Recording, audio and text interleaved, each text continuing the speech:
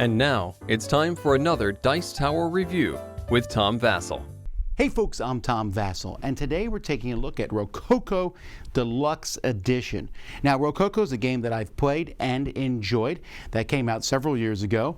The theme of it, that of you being a designer or in charge of a team of designers, making dresses or dress clothes for different people during this era of history, is one that's actually not used very often, so I like this idea of this theme. And so glad to see them reprinting it here. Now, this is a much bigger reprint than you might imagine. It's pretty big compared to the original game with really deluxeified style pieces. So let's take a look at how the game plays. If you've never heard of it before, let's talk about that, and then we'll be back.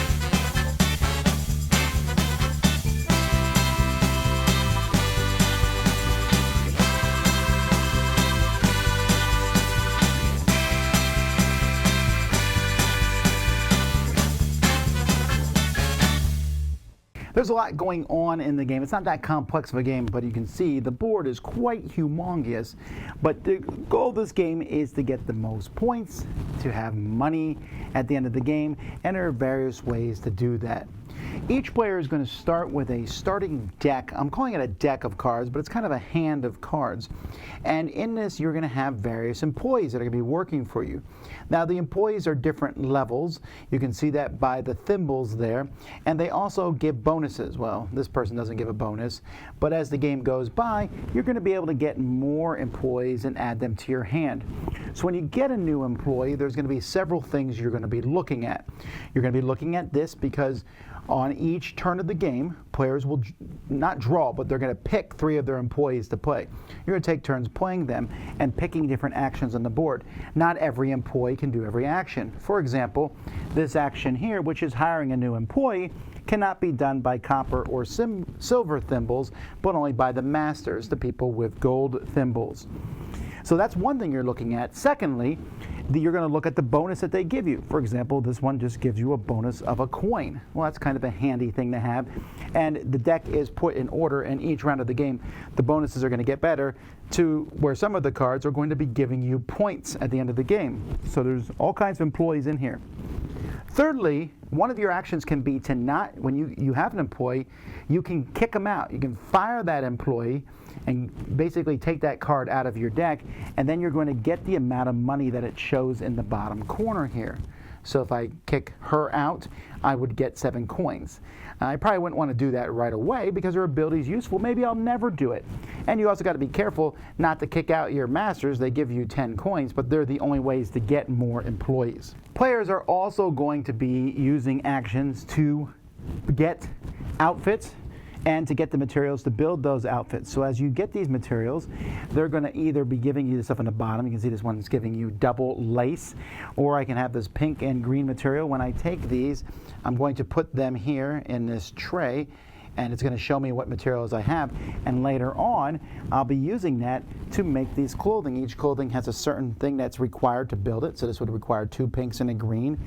And if I had 2 pinks and a green here, that's great. But if I needed 2 greens and a pink, I would use this one and maybe another one, but I would not get any change from it. When you make an outfit, you're able to sell it, which is a nice way to get money, or you can rent it out to somebody, and you're going to be able to put it in one of the very many different areas out here. Sometimes you put it in an area to get a bonus in that area, and sometimes you put it there because you're trying to take control of an area, because at the end of the game you're going to get bonuses for having the most dresses in an area. Some spots can only be put there if you use a master to make that particular outfit.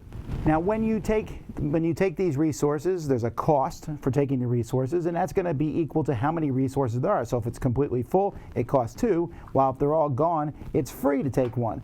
Over down here to do the outfits, there's a cost underneath them, and when you're over here hiring people, you're going to pay a cost, but again, that's equal to how many people are there.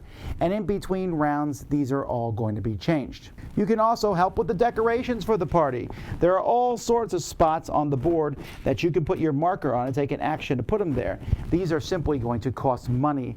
Now, many of them are going to give you points at the end of the game that are listed underneath there, and they'll also count for having the most in any of the particular halls. And at the very top, at the end of the game, you can even get extra points if you have someone up in this hall and you can advance them up there. All the points that you're going to get for your outfits, and you know it's your outfit, by the way, by putting one of your tokens on it, you can get double or even triple points up here. Some of the things, like the statues here, will give you bonus points at the end of the game for the number of different color outfits that you've made. Down here, these don't give many points, but they help give you income. You get 5 lira each turn, but going here can get you extra lira. So there's decorations in different spots, and not only that, at the top of the board up here, you can see that if you get something in all the halls, all 5 halls, the first 3 people to do that will get 8, 5, and 2 points. So players will take these 3 actions with each of their employees. They're either going to acquire resources, they're going to tailor a garment, they're going to hire a new employer, they're going to depute, fire the employee out of your hand, fund a decoration, or you can also be, only one person can do this, take the queen token, which will let you go first next round, give you some money, and at the end of the game, if you're holding this on the final turn, you will get an extra 3 points. If you pick an employee, that employee goes to your hand, and you'll be able to use them. So you could have 4 actions per turn, or maybe even more, depending on how many employees you get. All the cards you use at the end of the round are discarded, and then you'll have to pick from your remaining cards, but once you've gone through all your cards, you will bring all the cards from your discard pile back and get to draw from them again. At the end of 7 rounds, and you'll know that by the employee deck running out, you will count up points, and there's a lot of different ways to get points. All the dresses you made, area, majority bonuses, fireworks in the balcony, statues give you points, etc. Whoever has the most points is the winner of the game. I should also mention that there is included in here a whole jewelry box expansion, which has another whole set of employee cards that are added and jewelry that you can add to the outfits. And then there's a few minor, there's a solo mode and a few minor expansions. This being a deluxe edition, of course the components are great. I especially like the lace. I'm a big sucker for 3D components like this. So the lace and the string here, the coins, of course, metal coins are really nice. The board is beautiful. Of course, Tool just does a great job with art and design, and the whole thing looks fantastic. I especially like the tiles here, where it shows the dress on one side, then on the other side shows the person wearing it. And they just all have a really good look to them in that regard. So I'm pretty happy with everything, except I did not like the insert for the game at all. I actually got rid of it, and I used the plastic containers. It just wasn't a very good insert, and I found it very problematic that there is a lot of, I didn't like the rule book mentioned all the stuff, and I looked in here for the longest time for some of the cards that I found in the game and didn't realize they were part of the expansion.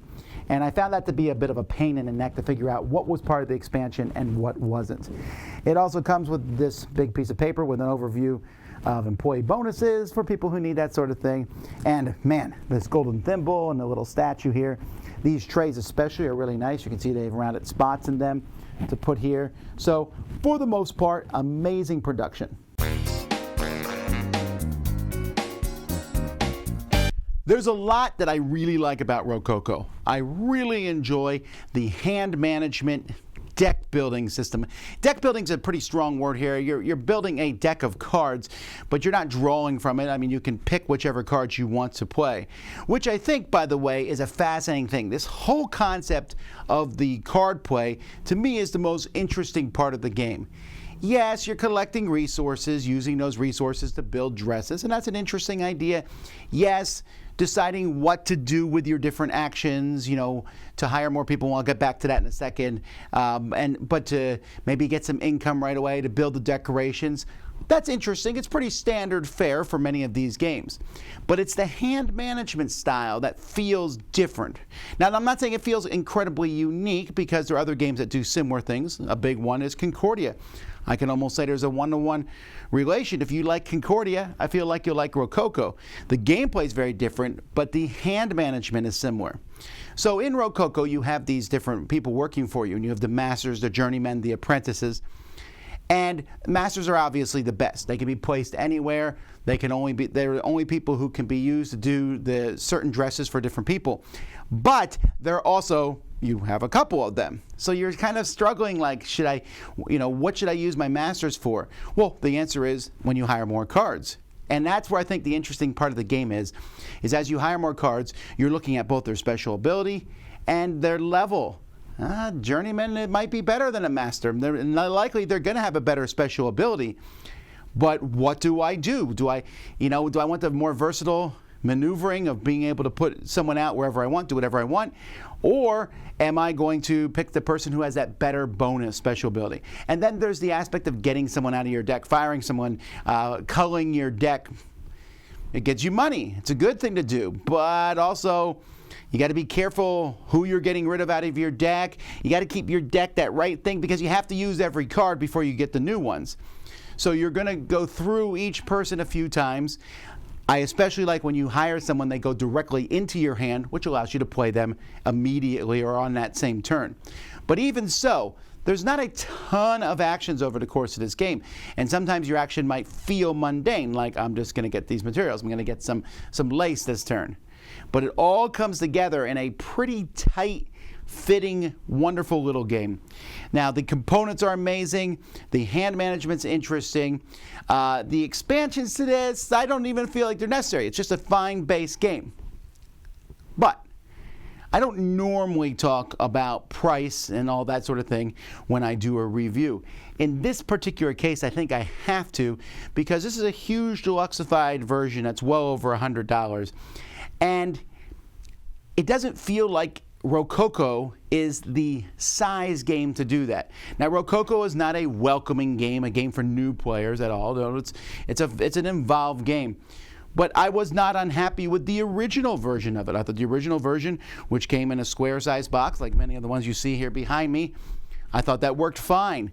It's hard to justify getting this over several games of the same size. Now, that being said, it is gorgeous. The pieces are wonderful. Eagle Gryphon has been making these deluxe versions of big giant games, Vasel Lacerda's games, for several years now, and they do a good job at it. It's just that this one in particular feels almost, and I hesitate to use the term, but overproduced. And because of that, this one's a hard one for me to recommend. I like the game. I think the theme is unique and interesting. I think the card play is fun, and there's not many games that do the interesting things that it does. I think the game is pretty basic and understandable. The moving someone up to the top for the fireworks is the only slightly confusing rule. And also, the board's so big, sometimes it's hard to remember if you have one thing in each section. But other than that, it's a pretty straightforward game. It's just, like I said, again, is that enough game for you? Are you going to play it enough times? I'm glad I have it. I'm glad I'm going to put it in the Dice Tower library. I know people are going to play it because it's a good, solid game. And I appreciate the upgrade, and Ian O'Toole, like I said, does a fantastic job with the artwork and stuff like that. So it's going to be up to you. Is this something that you think you'll play quite a few times? Then I highly recommend that you check it out because it is a fun game. For me, it's right down the middle. It's the kind of game that I like and enjoy. I don't know that I would have wanted a version this deluxe, but I can't help playing with the pieces when I have one. So lots of fun. Rococo Deluxe Edition. I'm Tom Vasel, and you've been watching the Dice Tower. Dice Tower Judgment approved.